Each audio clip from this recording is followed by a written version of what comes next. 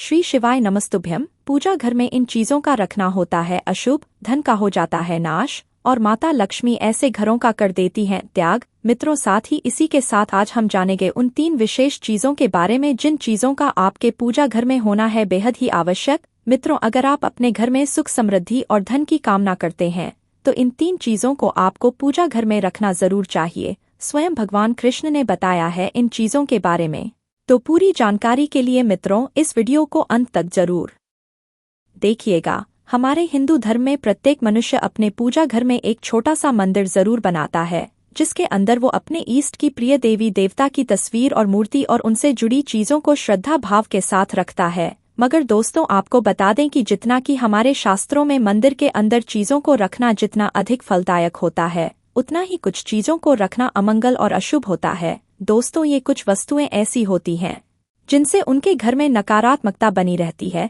और जिससे उनके घर में लड़ाई झगड़ा और कलेश और नुकसान ही नुकसान होता है। तो मित्रों, आज हम जानेंगे ऐसी ही कुछ अशुभ चीजों के बारे में जिन्हें कई लोग जाने अनजाने में अपने घर के मंदिर में रख देते हैं।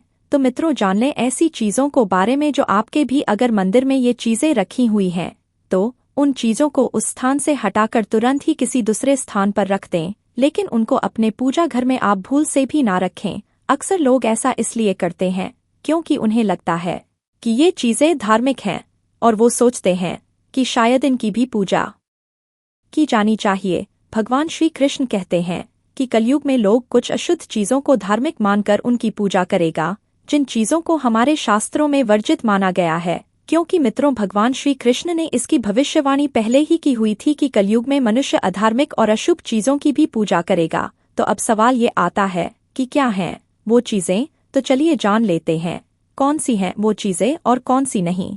तो इसमें दोस्तों सबसे पहली चीज है दीपक और धूपदान। जी हाँ दोस्तों, जैसा कि आपको पता है हमारे देश की परंपरा मिट्टी से जुड़ी हुई है, इसलिए आपको ये जरूर ध्यान रखना चाहिए कि आपके मंदिर में पारंपरिक मिट्टी का दीपक अवश्य ही होना चाहिए। अगर आप रोज रोज मिट्टी के दीपक में पूजा नहीं कर सकते हैं तो धातु के दीपक का उपयोग अवश्य ही करें। अगर आपकी भगवान में आस्था ज्यादा है तो आप उपला रखकर उसमें घी और गुड़ का धूप भी दे सकते हैं।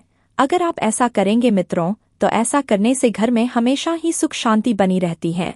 अब बात करें दूसरी चीज की, तो मित्रों दूसरी चीज है स्वास्तिक। घर के मंदिर में वास्तिक अवश्य ही होना चाहिए। इसके लिए आप चाहें तो इसको रोली से बना लें, क्योंकि मित्रों स्वास्तिक आपके घर की शक्ति, सौभाग्य, समृद्धि और शुभता का प्रतीक माना जाता है। तो मित्रों यही मुख्य कारण है कि कोई भी शुभ काम करने से पहले स्वास्तिक का चिन्ह अवश्य ही बनाया जाता है। अब बात करें तीसरी चीज की, तो मित्रों तीसरी चीज है कलश। अगर बात करें कलश की, तो दोस्तों कलश जो होता है वो सुख और समृद्धि का प्रतीक होता है। तो आपको चाहिए कि आप अपने मंदिर में रोली और कुमकुम से स्वास्तिक बनाकर उस पर ये मंगल कलश अवश्य ही रखें, क्योंकि ऐसा करने से दोस्तों घर में सदैव ही समृद्धि बनी रहती है और इससे आपको ऐश्वर्य की भी प्राप्ति होती है। अब बात करें दोस्तों चौथी चीज की, तो चौथी चीज है दोस्तों शंख। बहुत कम लोग जानते हैं कि शंख की उत्पत्ति जो है समुद्र मंथन के 14 रत्नों के साथ हुई थी, इसीलिए शंख माता लक्ष्मी को अत्यंत ही प्रिय है। शंख ऐसी चीज ही जिसकी ध्वनि मात्र से आपके घर में सकारात्मक ऊर्जा का प्रसार होता है। इसीलिए दोस्तों मंदिर में शंख जरूर ही होना चाहिए, क्योंकि दोस्तों शंख की घर में उपस्थिति से माता लक्ष्मी प्रसन्न होती हैं और इससे आपके घर में कभी भी घर में धन की कमी महसूस नहीं होती है। अब अगली चीज है मित्रों गरुड़ घंटी। जी हाँ, मंदिर में घंटी ज्यादातर सभी के यहाँ होती है, मगर आपको ये नहीं पता कि आखिर ये क्यों होती है मंदिर में। तो आपको बता दें मित्रों, क्योंकि घंटी शुभता का प्रतीक होती है। तो जिस घर में भी घंटी की आवाज होती है तो उस घर का वातावरण शुद्ध और पवित्र होता है, और जिस घर में पूजा आरती के दौरान घंटी बजाई जाती है तो उस घर के आसपास की सभी नकारात्मक शक्तियां दूर हो जाती हैं और इससे आपके घर के सुख समृद्धि के द्वार भी खुलने लगते हैं।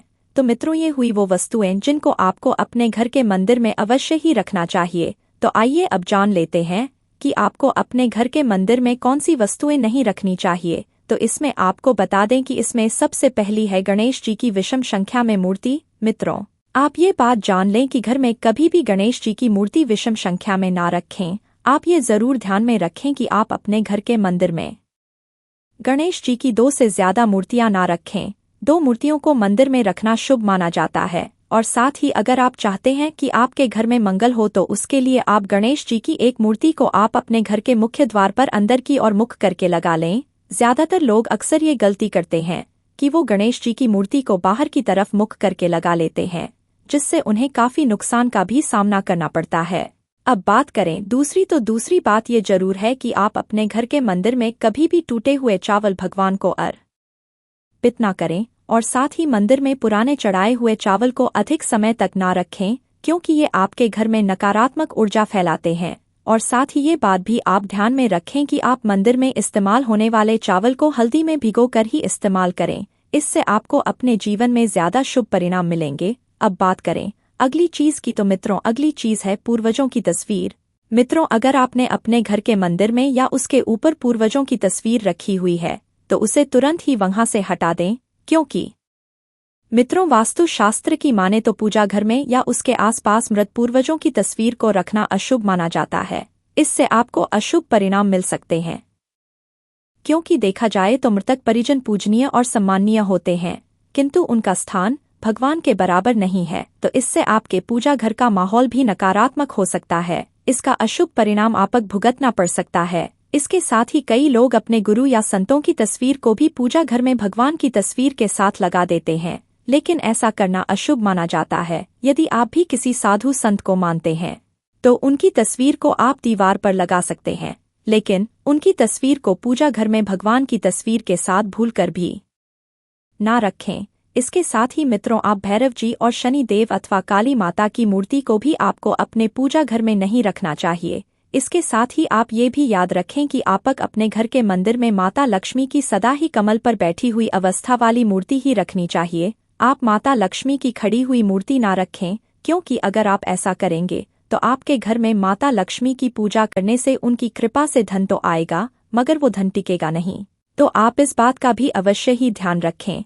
अब बात करते हैं उन विशेष वस्तुओं के बारे में जो कि आपके पूजा घर में अवश्य ही होनी चाहिए, क्योंकि मित्रों इन चीजों के पूजा घर में होने से होती हैं आपके घर में धन की बरसात और माता लक्ष्मी करती हैं ऐसे घर में स्थायी रूप से वास। तो मित्रों इसमें पहली चीज है इसमें गंगाजल। मित्रों हमारे शास्त्रों में गंगाजल को अत्यंत पवित्र माना गया है, इसीलिए मित्रों आपके पूजा घर में गंगाजल का होना बहुत ही आवश्यक है, क्योंकि मित्रों गंगा नदी सभी पापों को नष्ट करने वाली होती है और इसके साथ ही ये सभी व्याधियों का नाश करने वाली होती है। इसीलिए आप अपने पूजा घर में तांबे के एक छोटे से पात्र में गंगाजल को भरकर रखते हैं, तो इससे मित्रों आपके पूजा घर की शुभता बनी रहेगी और इससे आपको आपकी पूजा का संपूर्ण फल प्राप्त होगा। इसके साथ ही दोस्तों दूसरी चीज है कलश। मित्रों शास्त्रों में कलश को पूर्णता का प्रतीक माना गया है, चाहे वो सत्यनारायण की पूजा हो, दिवाली हो या फिर किसी भी प्रकार का उत्सव हो, नवरात्रि हो।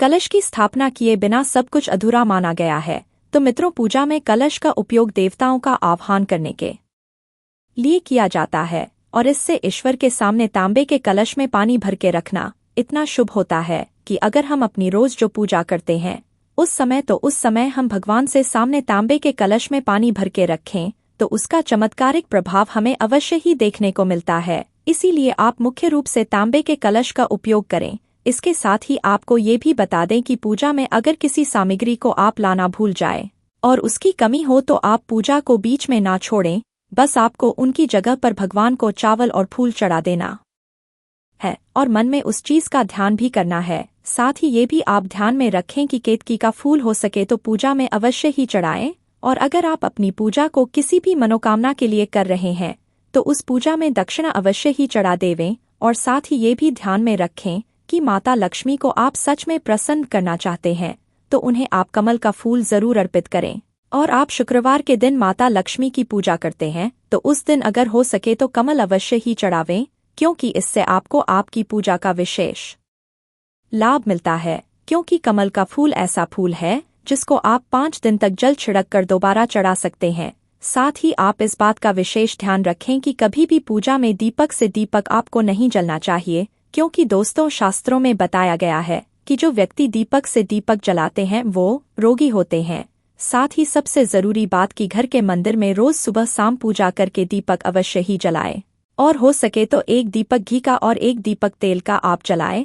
और ये भी याद रखें कि पूजा घर में दीपक सही जगह पर ही आपको रखना चाहिए, जिसमें घी का दीपक आप हमेशा दाईं तरफ और साथ ही तेल का दीपक आप हमेशा बाईं तरफ ही रखें। साथ ही जल पात्र, धूप दीप, घंटा जैसी चीजें हमेशा बाईं तरफ ही रखनी चाहिए। तो इन बातों का आप विशेष ध्यान रखें। तो ये जानकारी आपको कैसी लगी हमें कमेंट करके ज़रूर बताएं। साथ ही अच्छी लगी हो तो वीडियो को एक लाइक और शेयर अवश्य ही करें और साथ ही चैनल को सब्सक्राइब ज़रूर करें। धन्यवाद। श्री शिवाय नमस्तुभ्यम।